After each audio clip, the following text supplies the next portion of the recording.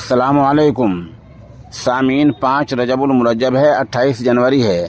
ख़बर का उन्वान है सरस्वती पूजा के दौरान हंगामा, 2 नौजवानों पर हमला, 1 की मौत, हालात कशीदा।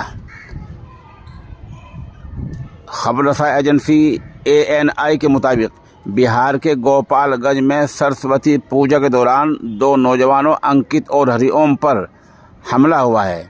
इल्ज़ाम लगा है कि यह हमला मोहम्मद शहादत और मोहम्मद सोनू ने किया है। इल्ज़ाम यह लगा है कि अंकित और हरिओम पर चाकू से हमला किया गया है और हमले में अंकित की मौत हो गई है और हरिओम शदीद ज़ख्मी है। इस तरह का बिहार के गोपालगंज में यह हमला हुआ है और इसके बाद ज़्यादा हंगामा हुआ और भीड़ ज़्यादा इकट्ठी हो गई, नारेबाजी होने लगी, तो हालात को काबू करने के लिए पुलिस को फायरिंग करनी पड़ी है। वहाँ के अफसरान के मुताबिक हालात, पुलिस अफसरान ने कहा कि जिन लोगों ने गलती की है उनके खिलाफ कार्रवाई की जा रही है, उनको बख्शा नहीं जाएगा।